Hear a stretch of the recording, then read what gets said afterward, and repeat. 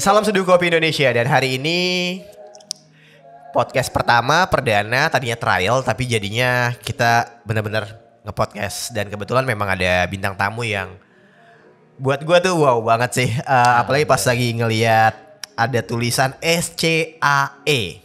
Masya Allah. Nah, siapa orangnya? Kita kenalan dulu. Oke.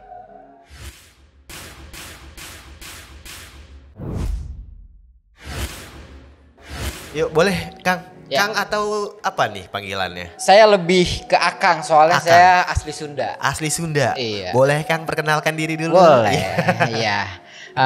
Baik Kang Kemal, saya izin memperkenalkan diri para netizen yang menyimak acara podcast ini. Podcastnya Bang Kemal di Teka-Teki Coffee. Ya, perkenalkan diri saya Pleharaana Priyatna, biasa dipanggil Priyatna. Saya merupakan salah satu pecinta dan juga penggiat dan serta penyemangat dalam hal perilmuan kopi. Penyemangat dalam hal perilmuan kopi. Dan juga saya sebagai mendelegasikan diri saya sebagai volunteer kopi agroforestry perhutanan sosial. Ini banyak banget ini kalau misalnya kita bahas satu-satu tuh jadinya panjang banget. Wah, pasti. panjang banget, gak cukup pada malam ini. Tapi memang tadi ada yang menarik ya, penyemangat soal kopi. Ya.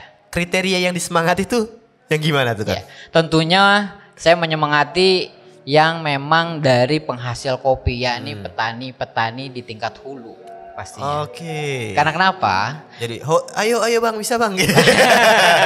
secara harfiahnya memang seperti itu ya. Tapi secara teknis di dalam pengaplikatifan kita banyak effort yang keluar. Oke. Untuk bisa mendapatkan kualitas kopi yang terbaik. Jadi menyemangati dengan standar keilmuan mungkin maksudnya? Iya betul. Salah satunya memang dengan harus adanya peningkatan kapasitas sumber daya manusia di tingkat hulu tersebut. Mantep banget. Terus juga nih ya, di sini ada bocoran dikit kurikulum vitae-nya. Di sini tuh ada Director of Division Coffee, kemudian Trainer Education Coffee, Kapper juga certified loh. Cupping Foundation Specialty Coffee Association of Europe. Kemudian roaster juga, Completion of Module Roasting Class VNT Indonesia, ini sertifikasi juga. Barista juga sertifikasi. Jadi ada Kapper, roaster dan barista. 3 sertifikasi ya. Betul. Apalah saya yang cuma punya ijazah SMA. Soalnya saya mengimplikasikan terkait soal yang dikemukakan, yang dihadiskan oleh Rasulullah SAW adalah kejarlah ilmu sampai ke negeri Cina. Berarti udah ke Cina juga? Situ secara konotatifnya. Oke. Bahwa saya memang awalnya saya pembenci kopi loh. Karena saya punya GERD, asam lambung. Jadi saya anti yang namanya kopi. Tapi suatu ketika simpel kata ya, simpel cerita saya ceritakan sedikit bahwa ketika orang tua saya penikmat kopi dan kemudian suatu hari ngajakin ngopi, ya saya sebagai anak kan nemenin dong, nemenin kopi. Dan mau kopi apa? Saya nggak enak. Orang tua minum kopi masa saya minum non kopi? Ya nggak, gimana dong. Tapi memang sih ya katanya kalau haters itu pasti jadi fans setia. Gara-gara benci kopi jadi setia banget sama kopi ya sekarang. Tahu lagunya Naif? Tahu. Benci untuk mencintai. Benci untuk mencintai. Benci untuk mencinta. Akhirnya sekarang mencintai banget. Oke, kita ngobrolin soal jalannya gitu. Kok bisa masuknya ke SCAE, kemudian kok kenapa mau ngambil certified roasting, kemudian jadi sertifikasi barista juga. Kebanyakan kan orang cuma milih salah satu lah. Gitu, nggak semuanya. Ini kayaknya rakus banget gitu sampai semuanya diambil. Udah Kapper iya, roaster iya, barista juga, dan juga mengedukasi di hulu juga. Semua dari hulu ke hilir diambil tuh. Emang motivasinya gimana sih, sama ceritain deh.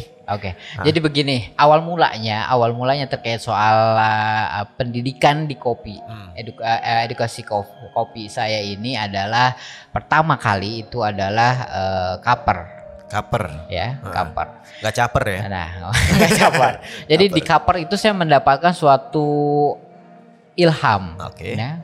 Ilham terkait soal tanaman komoditi kopi ini ya, dengan cara sistematik cupping ya, dengan satu beans dengan penyeduhan yang sama di dalam 5 tempat cup ya, standar cupping ya. Nah itu dari kelimanya memiliki tes yang berbeda. Padahal dalam satu seduhan, dalam satu bin yang sama. Di situ saya awesome sekali dengan yang namanya kopi. Kok bisa begini ya? Kok bisa ya? Satu jenis yang sama tapi di gelas yang berbeda, rasanya beda semua. Itulah keajaiban kopi. Iya, betul. Setelah itu secara flow mengalir terus. Kemudian saya dari teknik menyeduh dan lain hal sebagainya itu dengan bin yang sama, ya. Dengan contohnya manual brewing kita pakai metode V60 aja, tingkat waktu, ketepatan dalam pouring, fast atau low atau medium itu akan membedakan cita rasanya. Manual brew, beda tangan juga, beda cara nyeduhnya berpengaruh juga ya. Tetapi secara prinsipnya saya dapatkan satu hal yang prinsipal dalam penyeduhan kopi itu, kopi akan baik di cup untuk kita nikmatin apabila ketika penyeduhannya itu menggunakan hati, dari hati. Itu gak akan bohong rasanya. Sambil senyum, sambil menyenangi apa yang dilakukan. Betul. Dan ini emang ya Kang Priyatna ya panggilnya ya. Kang Pri apa? Ya boleh. Kang Pri itu menikmati banget ya berarti ya. Menikmati di kopi dari yang tadinya benci jadi menikmati. Betul, ya. betul. Nah kalau sekarang nih kesibukannya ada kedai atau ada apa nih? Jadi saya sekarang ini ada roastery di Bogor namanya Urijib Coffee Roast, di mana di situ tempat saya untuk mencari salah satu develop coffee blend ya, yang mana rasa-rasanya itu yang saya akan jadikan satu template ya untuk best quality keunikan produk yang roastery saya bangun. House blend itu tadi. House blend. Itu pakai beans dari daerah mana tuh? Saya utamakan untuk bahan pokoknya dari Sipirok. Arabica Sipirok. Itu saya yang saya jadikan salah satu bahan baku utama ya Sipirok itu, karena yang pertama memang bahan baku yang saya dapatkan dari prosesor ya itu ya bagus bahan bakunya dan salah satunya. Kemudian saya developing juga sudah menjalin engagement dengan bupatinya yang di sana. Jadi emang udah ada kemudahan dari sumber dayanya ya, dari sumber daya dari hulunya juga, dari petaninya juga ya udah ada kemudahan sehingga menggunakan Sipirok. Betul. Tapi nggak terpaksa karena udah ada kemudahan dari sana akhirnya pakai Sipirok doang kan? Bukan. Enggak. Karena memang saya secara fair melihat kopi yang memang dari produk alam ya. Produk alam itu, karena di ilmu perkopian itu hulu itu adalah 60% bobotnya. Nah, ketika 60% itu sudah bagus, nah mengalir ke middle, kemudian ke hilirnya penyeduhan itu akan kualitas kopi bagus, otomatis akan nikmat juga, akan bagus juga. Nah, ngomongin house blend tuh. House blendnya berarti untuk espresso ya? Espresso ya tentunya. Espresso atau tapi jangan salah, house blend yang saya buat ini keunikannya bisa dibuat Japanese. Lebih terasa. Soalnya kalau house blend kan rata-rata untuk espresso, kemudian untuk espresso tuh pasti ngambil 3 cita rasa yang utama ya. Yang dari kayak acidity, sweetness, and body. Betul. Itu juga menganut ke situ juga pengembangannya, developmentnya, atau punya karakteristik sendiri? Saya lebih ke arah kalau misalkan blend itu ke body ya, ke body. Tapi saya menggunakan salah satu kopi dari Kojal ya. Kojal itu di Kalimantan Barat, di Kayong Utara, itu memiliki karakter Liberica. Nanti kapan-kapan saya akan bawakan buat di sini. Jadi itu perpaduan antara si kopi Kalimantan dan kopi Sipirok. Tapi yang saya develop sekarang ini Arabica dan Arabica Robusta biasanya gitu. Nah, di roastery ini berarti yang roastingnya? Saya nggak roastingnya, tapi ada memang dulu sebelum disabotase tanda kutip. Kenapa tuh disabotase tuh? Ya, jadi saya punya bukan ini ya, punya orang yang saya sharing dari dia nol gitu. Dari nol terkait keilmuan kopinya saya prepare, saya siapkan, saya cetak dia untuk menjadi roaster, menjadi barista. Tetapi sekarang bukan kemauannya juga, memang tidak bisa disalahkan karena semuanya itu mencari kesejahteraan mungkin. Iya, ya. betul banget. Gitu. Dan itu yang biasa terjadi di kota-kota besar itu. Betul, betul. Nah akhirnya memang saya tidak putus harapan karena basically keilmuannya itu ya sumbernya dari saya. Maksudnya bukan dari saya ya, dari Allah, tapi melalui perantara saya, diri saya, yang kemudian saya tidak usah putus asa karena saya bisa, mungkin ini pelajaran untuk mendeveloping diri saya lagi, untuk mengasah ilmu saya lagi, dan akhirnya memang saya suka sekali dengan orang-orang yang pengen sharing ilmu dengan saya. Kemudian apalagi kalau misalkan soal mendeveloping, apalagi roasting gitu, nah saya pengennya kalau misalkan nggak capek saya yang turun tangan langsung roasting. Nih kalau boleh tahu nih, roasterinya itu dalam satu hari itu roasting berapa banyak? Udah 60 kilo. 60 kilo 60 sehari. kilo. Kali 30 Dari berarti wilayah. 1,8 ton ya sebulan ya. Iya. 2 ton mungkin lebih ya bisa ya. Tapi memang itu ketika golden time-nya. Kan memang pada saat kemarin ya di akhir bulan Juni-Juli itu memang ada kevakuman. Nah disitulah adanya yang tadi saya ceritakan. Gitu. Ya namanya juga usaha ya. Kalau nggak ada konflik internal eksternal, dua itu doang kan konflik internal eksternal. Dan ya ini sih sebenarnya banyak yang bisa ditanyain karena wow itu luas banget cakupan pengetahuannya, sertifikasinya juga luas banget. Tapi ini agak tertarik ya di SCAE-nya nih. Kok bisa malah dapetnya sertifikasinya SCAE? Kenapa nggak ngambil dari SCAI gitu Indonesia? Jadi memang waktu saya kan di Ministry Environmental and Forestry. Nah kebetulan ada kerjasama terkait hal tersebut. Dulu memang saya masih belum terlalu tertarik kopi. Nah ada link ke situ. Saya juga ya ikut-ikutan aja. Saya tidak melihat yang namanya SCAI-nya itu. Tetapi pada akhir-akhir terjun ke dunia perkopian komunitas kopi, ternyata wow gitu. Itu hal yang saya tidak. Jadi itu secara nggak sengaja cuma ikut-ikutan, malah dapat sertifikatnya SCAE. Betul. Siapa yang nggak mau kalau kayak gitu ya? tetapi pada pelaksanaan yang pertama memang budgetingnya mahal, Bang. Mahal. Ya, itu mahal. Itu salah satu kenapa milih SCAE gitu. Pertanyaan saya itu. Itu mahal. Kemudian yang keduanya dia punya guidance yang ketat. Standar-standarnya itu. Dalam pelaksanaan untuk kan saya cupping tanda petik. Jadi di dalam defect itu dia memang SCAE dan SCAI itu satu punya SOP yang sama. Di dalam untuk cupping defect dari beans itu ada 16 kriteria yang mungkin tidak bisa dijabarkan di sini, bisa panjang. 16 defect. Nah, dalam defect tersebut untuk menentukan specialty grade itu bukan tidak ada defect. Tetapi dari ke-16 itu maksimal ada 5 defect. Lebih dari 5 defect itu bukan specialty.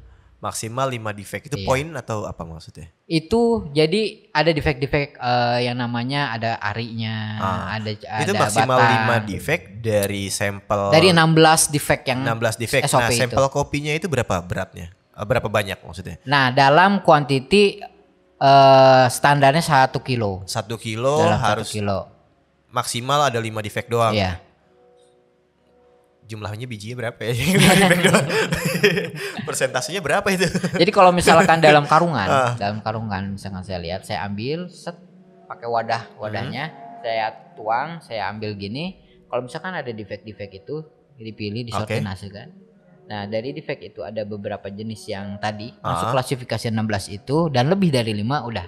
Berarti ini bukan specialty. Oh, ini kayaknya perlu ada edisi khusus gitu. Ini cuman buat masalah defect doang ya. Defect ada 16, defect dari 16 itu juga dijelasin satu-satu ya. Iya. Itu defect yang green bean. Ada lagi defect yang roast bean. Defect roast bean ada, defect seduh juga ada ya. Defect seduh juga ada. Ini defect yang roast bean contohnya Quaker ya. Yang di tapi mana? enak tuh Quaker Oats. Oke, makanan sehat sarapannya. Quaker, terus apa lagi tuh? Kemudian Quakers, kemudian ada yang cangkang, ada yang dia pecah, partial, biji pecah. Nah, gitu. Nih ngobrolnya agak pusing sebenarnya, bukan pusing ya, agak bingung juga. Saya takut salah nih di depan seorang cover certified, depan roster certified. Aduh, kenapa tuh? Oh, aduh. Tadi di belakang ada yang bilang pengen bikinin kopi tapi belum datang-datang. Oh iya nih, kita kebanyakan ngomong tapi iya, aduh soalnya ada kita kopinya dapat gimana kedatangan nih? biji kopi yang dari Paseban Natural Kopi Persinggahan. Oh, ini serius ya namanya kopi persinggahan ya? Kopi persinggahan. Jadi kita udah lewatin aja. Iya. Jadi nyinggah doang gitu ya. Jadi jangan loyal sama dia. Enggak lah. Ini kopi persinggahan di. The development roastingnya Origip Coffee Roast. Di Akang. Iya. Jelasin Kang berarti Kang nih kopi nih apa keistimewaannya nih. Oke. Boleh nih langsung nih. Oke nih kebetulan pas banget dateng ya. Pas banget dateng. Kopinya pas banget dateng. Pas banget. Bisa kita tapping. Dan ini seduhan dari Bang Ilham. Bang Ilham ini saya tadi udah nyobain seduhan yang beans Bali. Jadi ada 2 pilihan tadi di bawah itu. Ada pilihan Bali, ada pilihan Ciwidey. Ada 2. Saya tes aromanya memang lebih freshnya yang Ciwidey. Tapi saya tes di crackernya, di bijinya masih enak, masih enak untuk diseduh. Nah kalau di sini sih kita nggak bisa nilai dari aromanya, dari freshnessnya, tapi pastinya enak karena di sini teka-teki. Kita buat supaya aromanya nggak fresh, emang sengaja. Iya. Tapi enak itu saya pakai 1 banding 14 dengan suhunya 92 dan gramasinya 16. Itu terasa bodinya aftertaste-nya flat tapi di tenggorokan itu aftertaste-nya clean ya. Tapi rasanya itu bold di tengah. Gitu. Bulet dan sweetness dengan bitternya. Tapi itu jujur loh, emang kalau saya juga sering banget di sini ya. Tapi jarang nyobain kopi di buatan Ilham tuh. Karena kalau hari ini pengen nyoba Ciwidey, besok udah nggak ada. Lah, iya, besoknya ganti lagi bijinya, ganti lagi karena di sini tuh roastingnya cuman dikit-dikit. Jadi benar-benar 100 gram doang kan, jaga freshness dan. Tapi saya betul-betul ganti ya. Betul-betul pengen Bang Kemal untuk di sini cobain nasi pirok roastingan Origip. Dan tentunya urusan Origip saya ngerosting sendiri nanti. Ini apa tadi kopinya? Ini kopi persinggahan yang proses ini ya. Ini yang proses full wash. Gimana? Jadi pas lagi nyoba ini sok-sokan di depan kaper, aduh gak enak gila nilai kopi di depan penilai kopi. Yang jelas tuh kopi itu kan enak dan enak banget, ini enak banget. Iya. Tapi jujur ketika apalagi ini manual brewingnya ini full kontroli dari SDM yang nyeduhnya. Dan dengan 2 hasil seduhan yang tadi dan ini itu memang istilahnya saya memvalidasi bahwa barista di sini itu udah kelas kakap. Alhamdulillah ya, mantap ya. Keren. Tapi ngomong baristanya juga asesor ya, BNSP ya. Kalau nggak enak makan dia malu. Jadi kalau pengen nyobain emang harus wajib banget nyobain manual brew. Kalau dari saya ngerekomennya sih kayak espressonya. Cobain espressonya karena dia tuh udah kayak jatuh cinta banget ketika bikin espresso, ngeblendingnya, nguliknya, kalibrasinya tuh udah jangan diganggu beneran. Udah kayak lagi sama pacar dia soalnya. Bener-bener gitu. Serius ya. Wah, saya jadi pengen nyoba espressonya juga. Blend kopinya? Blend. Apa? Kalau yang hari ini kebetulan semalam dia itu kemarin ya requestnya itu minta Robusta sama Arabica. Jadi kita coba abis itu ya sesuai nggak tahu sih berapa banding berapanya dia yang nganin sendiri. Abis itu dia juga namain sendiri ini blendnya hari ini blend ini. Ya namanya teka-teki ya. Iya betul. Ini namanya teka-teki kopi jadi bener-bener kayak teka-teki blendnya apa. Iya benar harus begitu. Dia suka ngobrol dengan penikmat kopi yang di bawah misalnya mau kopi apa mas atau apa dia pokoknya bilang aja deh mau kopinya kayak gimana ntar pastinya bisa dibuatin sama dia. Wah, keren. Ya bukan muji sih tapi memang dia orangnya kayak gitu. Nanti kapan-kapan kita ajak ke podcastnya. Nah Ini berarti project kolaborasi juga nih. Kolaborasi ya Paseban. Nanti tanggal 20 rencananya insyaallah akan diliput juga oleh media. Dan Bang Kemal juga kalau punya tadinya waktu pengen ke sana sih. Di sana ada acara Jambore ya, Jambore nasional. Mungkin kita akan secara seremonial ya terkait collab Origin Coffee Roast dengan Kopi Persinggahan ini. Agar kita rencananya punya satu visi ya. Kemudian beberapa misi yang bisa dikolabkan sehingga kedepannya mudah-mudahan insya Allah berjalan dengan lancar ya. Kemudian juga bisa memajukan potensi dan kesejahteraan di tingkat hulunya. Oke, berarti ntar acaranya di kebunnya ini ya? Di kebunnya langsung. Kebun Paseban. Ya. Paseban rencananya. Ini enak banget, fruity kayak juicy-nya full wash tapi ini padahal full wash tapi juicy-nya itu berasa banget di mulutnya. Oh ya, satu yang belum saya kasih tahu. Kopi tuh? Persinggahan ini dia menggunakan grade yang specialty. Oke. Spill dong berapa harganya kali aja ada yang tertarik karena emang ini enak banget. Boleh tahu lah berapa sih kilonya atau 200 gramnya. By DM, nanti di langsung sama ownernya. Dikasih link nomor teleponnya lah ya. Ada di sini ada Instagramnya, bisa di Instagram dengan simple namanya Kopi Persinggahan. Nah, ada tagline-nya nggak nih Kopi Persinggahan? Singgah dulu ya. Jangan pindah ke lain hati gitu ya. Tagline-nya tuh kopi itu pahit, buahnya manis. Coba dipikirkan. Oke. Kopi Persinggahan, kopi itu pahit tapi buahnya manis. Kopi itu katanya pahit tapi buahnya manis. Iya. Membuahkan hasil yang manis. Konotasinya bisa menghasilkan yang manis juga ya. Kopinya pahit tapi menghasilkan manis. Iya, intinya cuan. Iya. Makanya pakai specialty ya. Enggak, kalau yang saya perspektif saya bahwa ini prosesornya dan ownernya itu namanya Kang Reja. Kang Reja ini memang dia sangat memperhatikan terkait soal kesejahteraan di tingkat petaninya.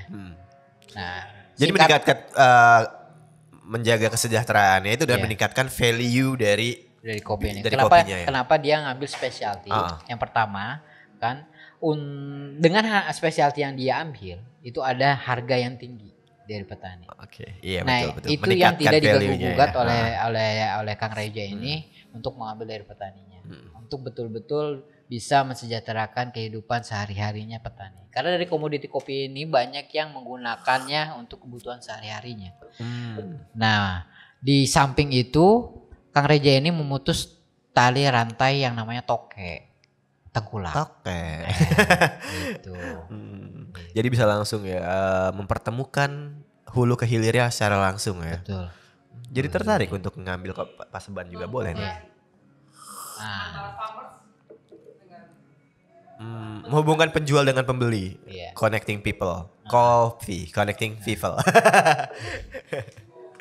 Nah, baik lagi nih, Kapers SCAE. Segi manfaatnya apa sih? Adanya sertifikasi cupping tuh dari SCAE, sertifikasinya cupping, terus bisa Kang Reza lagi kan jadi salah. Kang Reza yang itu ya. Kang Pri ini memanfaatkannya udah punya sertifikasi itu ke arah mana? Saya kalau ditanya hal tersebut, sebetulnya saya sangat sia-sia mendapatkan sertifikat itu kalau bukan peruntukannya untuk di-sharing lagi. Gitu. Sampai kaget sih sebenarnya barusan agak kaget sia-sia. Orang udah susah-susah pengen dapetin yang sertifikasi SCAE gitu, dibilang sia-sia. Jadi memang saya kalau misalkan tidak diteruskan di dalam perkopian ini yang menjadi passion saya sekarang, itu hal-hal sertifikat hanya lembaran-lembaran saja. Tetapi dengan mempraktikkan, saya ambil satu hal, yakni amal yang tidak akan terputus adalah ilmu yang bermanfaat. Betul. Nah, di situ ada lagi satu poin plus adalah balik lagi ke yang punya ilmu, ya, yang dititipkan ilmu oleh Allah. Nah, ilmu itu yang akan kita sharingkan selalu, itu yang akan melekat terus di kita. Semakin kita berbagi, semakin tambah ilmu kita ya. Itu dia. Melekat. Memang saya rasakan terkait keilmuan itu tidak di-sharing lama gitu. Saya juga kadang buka-buka lagi materi. Materinya buka lagi terkait ini apa gitu. Bisa terkikis ya keilmuannya ya kalau kita tidak menyampaikannya ya. Pastinya. Tidak menggunakannya. Betul. Oke Kang Pri, ini benar-benar kehormatan banget saya bisa ngobrol sama Kang Pri yang nggak tahu kapan lagi ya bisa ngobrol sama seorang sertifikasi Kaper SYAE, lalu juga punya sertifikasi roasting, sertifikasi barista pula yang udah paket komplit. Terus saya juga diberikan kopi yang untuk kita cicipi ini yang aduh benar-benar full wash tapi serasa bukan full wash, malah lebih cenderung kayak honey atau natural mikirnya karena juicy-nya juga enak banget. Nah nanti kalau misalnya kita ada kesempatan Seduhan Project kayaknya bakalan main ke kebun kopinya, kebun kopinya, ke roasterinya. Karena saya di channel nih di konten sebelum-sebelumnya itu selalu kunjungan-kunjungan. Jadi ada kunjungan ke mesin kopi, buat mesin roasting, kunjungan ke kedai kopi. Kayaknya seru bakal kunjungan ke kebun kopi. Saya ada beberapa titik untuk menjadi calon kunjungan nanti yang akan saya referensikan ke Kang Kemal dan tim. Itu ada di Gunung Puntang. Gunung Puntang ini yang mendevelopnya prosesornya Abaonil. Dia juara 2020 dalam event Indonesia Coffee Event yang kemarin ada di GBK. Nah beliau yang menang di tahun 2021 menangnya. Kayaknya itu skornya tinggi ya. Yang memang dapat statement dari Presiden Jokowi itu kopi terenak di dunia. Oke, kapan kita langsung sana? Itu pertama. Yang kedua, tangdeman saya ketika event-event kolaborasi dengan di tempat kerja saya sebagai social forestry entrepreneur. Jadi saya selalu menggandeng petani asal Cibulau, Pak Jumpono. Jadi singkat cerita. Wah kayaknya kalau misalnya sama Kang Pri melalang buana di kebun jadi banyak tambah kenalan nih kita nih. Siap. Jadi Pak Jumpono dan adik kakak beradik ini ada 3. Pak Kiryono, Pak Jumpono, Pak Dasminto. Nah ini dari Temanggung. Dia mendevelop di daerah puncak, melihat lahan kritis di sana banyak deforestasi. Dia dengan cara sistemik swadaya masyarakat digerakkan oleh mereka dengan menanam tanaman bibit kopi. Oke, gila. Nah, ini kayaknya bakalan berlanjut lagi nih ke kebun. Akhirnya di sana mengaplikasikan sistem agroforestry. Iya. Ini harus dikulik lagi nih agroforestry-nya apa, tapi ini bakal panjang banget dan kopi bakalan refill terus kayaknya. Iya kayaknya. Nah, juga kita bakalan lanjutin lagi nanti kalau kita saya bakal ke kebun sih ya sama ke roastery-nya Kang Pri juga. Nah, nanti kawan-kawan yang dari yang tertarik dengan kopinya, saya bakal cantumin di deskripsi roastery-nya Kang Pri. Terus ya kopi pasemban dari Kopi Persinggahan ini juga bakalan ada di deskripsi. Thank you banget Kang Pri udah berkunjung ke sini, udah dadakan podcast. Perdana trial tiba-tiba kita langsung kita podcast karena memang seru juga. Ada obrolan yang belum kita obrolin sebenarnya tentang komersil tapi nggak apa-apa. Next time kita bisa bikin lagi podcast lagi, kita ngobrol lagi, lanjut lagi. Nah, Kang Pri, sehat-sehat terus dan sukses selalu. Saya Kemal undur diri, bye.